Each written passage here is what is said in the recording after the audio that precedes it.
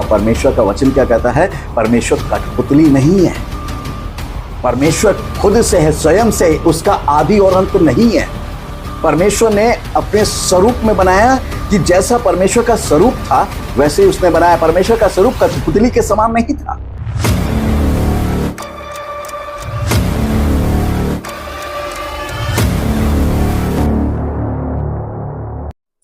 प्रभु यीशु मसीह के मधुर नाम में आप सबको जय मसीह की। प्रभु आप सबको बहुतायत से आशीष दे, आमीन। आज हम बात करेंगे, हम तो कठपुतली हैं, धागे हैं खुदा के हाथ में। आज इस विषय पे हम लोग जो है चर्चा करेंगे।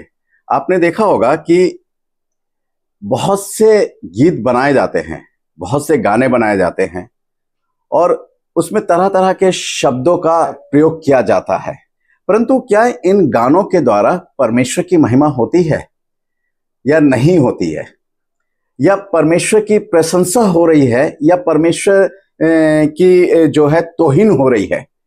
ये बहुत महत्वपूर्ण विषय है कि हम जो कुछ भी कर रहे हैं, हम सोचते हैं कि हम जो कुछ भी कर रहे हैं हम परमेश्वर की महिमा के लिए कर रहे हैं, परमेश्वर के आदर मान सम्मान के लिए कर रहे हैं, परमेश्वर की प्रशंसा के लिए कर रहे हैं, परंतु ये भूल जाते हैं, ये ध्यान नहीं देते हैं कि कहीं ना कहीं हम जो सोच रहे हैं कि इससे परमेश्वर की महिमा हो रही, बल्कि परमेश्वर की तौहीन होती है। जी हाँ, इस बात को बहुत गहराई से समझना है।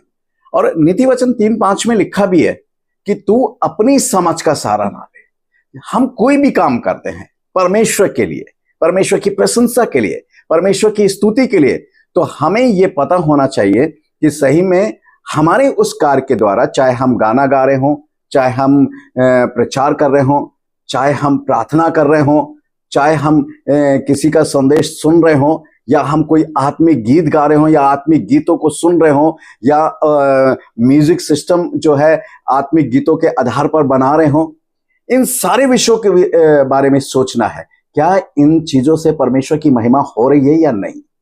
और ये अपनी समझ का सहारा नहीं लेना, वरन संपूर्ण मन से परमेश्वर पे भरोसा रखते हुए उसके इच्छा के अनुसार ये सोचना है कि सही में हम क्या काम कर रहे हैं परमेश्वर की महिमा के लिए।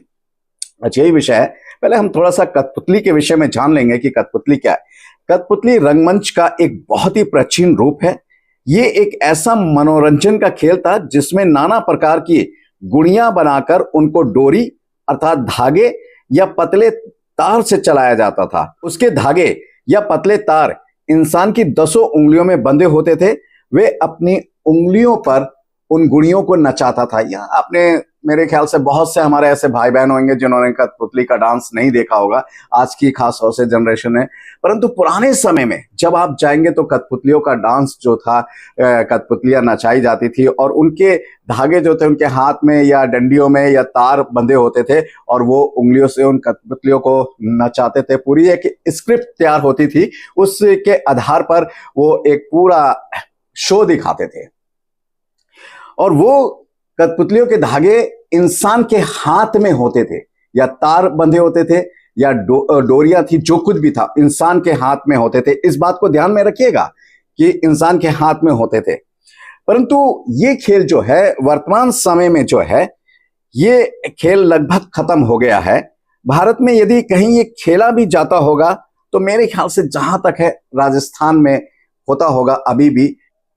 ये इतिहास जो है 4000 से लेकर 3000 वर्ष तक जो है ईसा पूर्व पुराना है, प्राचीन इतिहास है कठपुतलियों का, और प्राचीन समय से इसका खेल जो है चला आ रहा है। अब ध्यान दीजिएगा कि जब एक गाना है, कव्वाली है, मैं आपको एक चीज बताना चाहूंगा कि कठपुतली के जो बोल हैं उसको समझना, उसको बहुत आराम से समझना कि क्या है। पहले मैं आपको एक चीज बता देना चाहता हूं, इससे पहले मैं उस गाने के ऊपर जाऊं, मैं आत्मिक गीत के बारे में कुछ चीजें बताना चाहता हूं। आप भजन संहिता 32 और उसका 7 पद ध्यान दीजिएगा। यहां पर लिखा हुआ है, तू मेरे छिपने का स्थान है, तू संकट से मेरी रक्षा करेगा, तू मुझे चारों ओर से छुटकारे के गीतों से घेर लेगा। देखिए परमेश्वर का वचन क्या कहता है, जब हम आत्मिक गीत गाते हैं जिससे परमेश्वर की महिमा होती है, प्रशंसा होती है, सिर्फ महिमा और प्रशंसा नहीं हो रही है, परंतु वो जो आत्मिक गीत हैं और विशेष तौर से जो छुटकारे के लिए किए जाते हैं। अब छुटकारा देखिए, पाप से छुटकारा है, बुराई से छुटकारा है, हमारी बीमारियों से छुटकारा है, हमारी बहुत सी परेशानी का जो प्रॉब्लम से छुटकारा है। जब इन विषयों के ऊपर जब हम गीत गाते हैं तो परमेश्वर कहता है कि उन गीतों को के माध्यम से वो हमें चारों तरफ से घेर लेता है और हमें उन बातों से छुटकारा देता है। देखिए बिल्कुल स्पष्ट साफ लिखा हुआ है, और इसमें जो है शुरू में इस पद में लिखा, तू मेरे छिपने का स्थान है, तू संकट से मेरी रक्षा करेगा, तू मुझे चारों छुटकारे के गीतों से घेर लेगा। यानी परमेश्वर की जो महिमा के लिए गीत गाए जाते हैं, उन गीतों के माध्यम से परमेश्वर हमारी रक्षा करता है और हमें चारों ओर घेर लेता है, यानी हम परमेश्वर में छुप जाते हैं। ये बहुत समझने की बात है। और वर्तमान समय में जो गीत हो रहे हैं, बड़ी ध्यान देने की बात है, वर्तमान समय में जो गीत हो रहे हैं वो बिल्कुल अलग हटके हो रहे हैं। मसीह गीत ऐसे गाए और बनाए जाते हैं जैसे कोई फिल्मी गीत सुन रहे हो। लोगों के गाने और बजाने का जो है एक फिल्मी स्टाइल है, और उनके बोल जिसे परमेश्वर की महिमा होनी चाहिए, वो परमेश्वर की महिमा नहीं होती है, बल्कि परमेश्वर का मजाक बनता है। अब कैसे? एक गीत है, कव्वाली है, हम तो कठपुतली हैं, धागे हैं खुदा के हाथ। बड़े जोर जोर से ये गीत जो है गाते हैं, बहुत सुना भी होगा आप लोगों ने, मगर जरा ध्यान दीजिएगा कि क्या इस गीत के माध्यम से परमेश्वर की महिमा, स्तुति और प्रशंसा हो रही है? और एक विशेष बात, सिर्फ ये एक गीत, यही गीत नहीं है, और भी बहुत से गीत हैं, परंतु मैं एक गीत को लेकर उदाहरण के तौर पर आपसे बातचीत कर रहा हूं। यहां पर क्या चीज है, यहां क्या लिखा है, आपने ये गीत अक्सर सुना होगा, धागे खुदा के हाथ में। इस गीत से परमेश्वर की महिमा नहीं हो रही है, बल्कि परमेश्वर की महिमा पर क्या करा जा रहा है, संदेह व्यक्त किया जा रहा है। जी हाँ, संदेह जो है वो व्यक्त किया जा रहा है। आप कहोगे कैसे? तो आइए इस चीज को देखते हैं कि कैसे। सबसे पहली चीज, हम अगर ये माने जैसे गीतकार ने लिखा, हम तो हैं कठपुतली। अब जब कठपुतली हैं तो परमेश्वर जो है, परमेश्वर के हाथ में हमारे धागे हैं। बिल्कुल सही बात है, परमेश्वर के हाथ में धागे। पहले हम कठपुतली की बात करते हैं कि जब हम अपने आप को कठपुतली मान लेते हैं तो आप ध्यान रखिए कि परमेश्वर ने हमें अपनी समानता और अपने स्वरूप में बनाया है। हम परमेश्वर के स्वरूप में बने हुए हैं। ये मैं आपको रेफरेंस दे रहा हूं, आप पढ़िए मेरे साथ, उत्पत्ति 1 अध्याय उसका 27 पद। तब परमेश्वर ने मनुष्य को अपने स्वरूप के अनुसार उत्पन्न किया, अपने ही स्वरूप के अनुसार परमेश्वर ने उसको उत्पन्न किया, नर और नारी करके उसने मनुष्यों की सृष्टि की। अब हम कठपुतली हुए तो हमसे बड़ा कठपुतली तो परमेश्वर है, क्योंकि हम परमेश्वर के स्वरूप में बनाए गए हैं।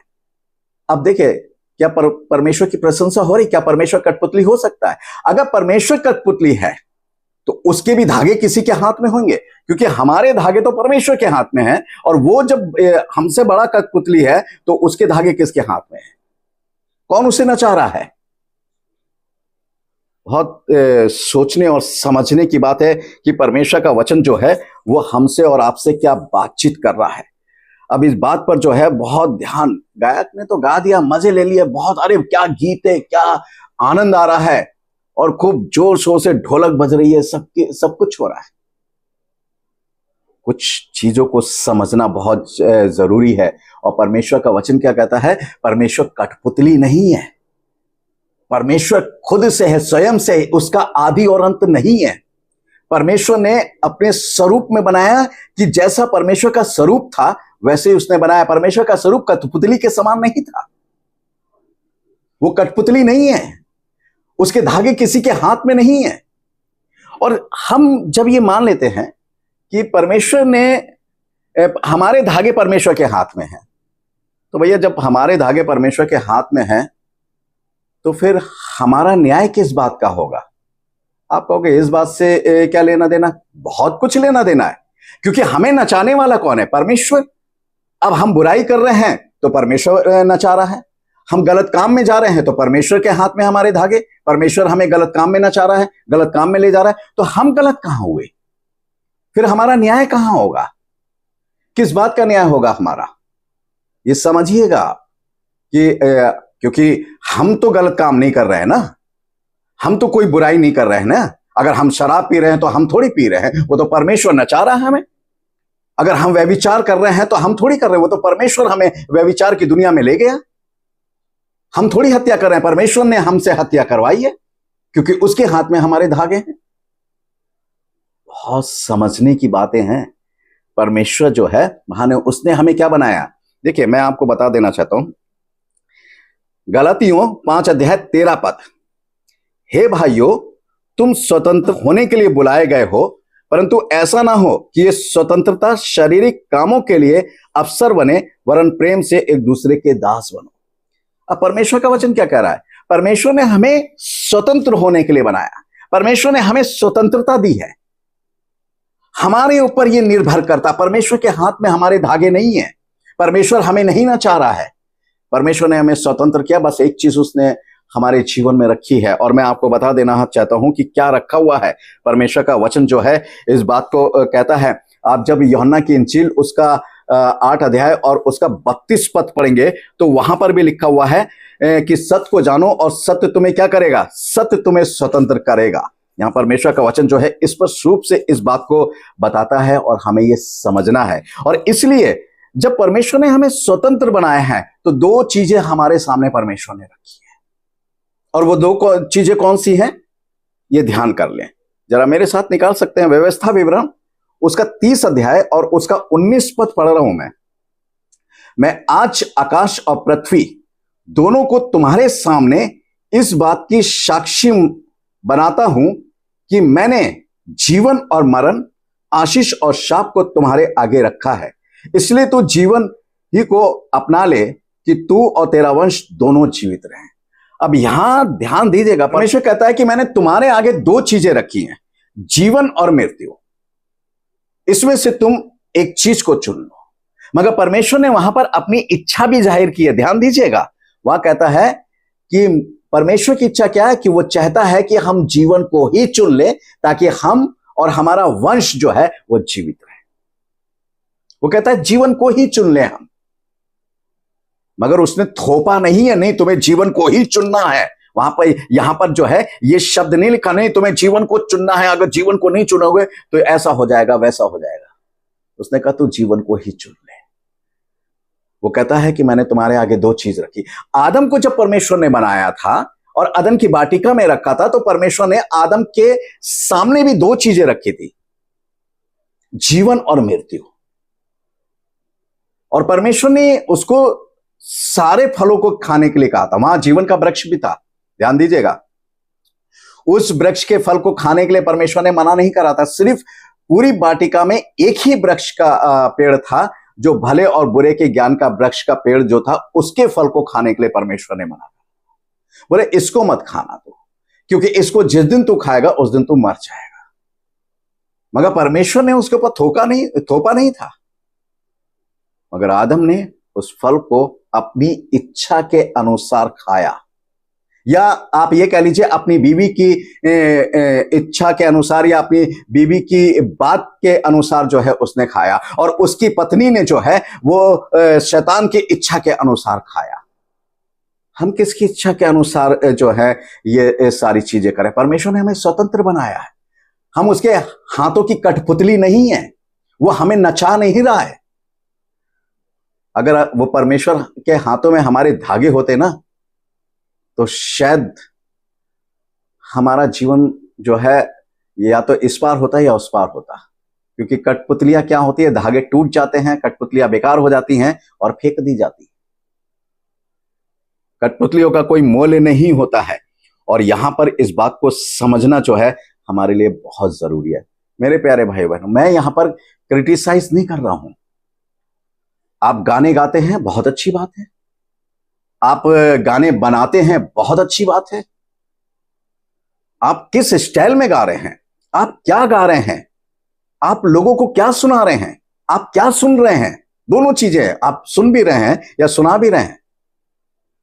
बस यहां पर एक बात आपसे कहना चाहूंगा, कोई भी गाने आप सुन रहे हो, कोई भी गाने आप गा रहे हो, तो ध्यान रखिए क्या उस गानों के द्वारा परमेश्वर की महिमा हो रही है। परमेश्वर की स्तुति और प्रशंसा हो रही है, परमेश्वर की तारीफ हो रही है। क्या वो गाने जो हैं हमें चारों तरफ से घेरे हुए हमें छुटकारा प्रदान कर रहे हैं उन सारी बुराइयों से, उन सारी परेशानियों से, उन सारे कलेशों से, उन सारी टेंशनों से? क्योंकि गाने के द्वारा हमारे आत्मिक जीवन में शांति का उत्पादन होता है, शांति उत्पन्न होती है, और परमेश्वर वही शांति हमें देना चाहता है। इसलिए मेरे प्यारे भाई बहनों, हम जो भी काम करें बड़े ध्यानपूर्वक इस बात पे ध्यान दें कि उससे परमेश्वर की महिमा होनी चाहिए, परमेश्वर की तारीफ होनी चाहिए, परमेश्वर की प्रशंसा होनी चाहिए। और नहीं हो रही है तो उसको सुनना भी बंद कर दे और गाना भी बंद कर दे। मैं आपके ऊपर ये चीजें थोप नहीं रहा हूं, फैसला तब भी आपके हाथ में, क्योंकि परमेश्वर ने हमें आपको सबको स्वतंत्र बनाया है।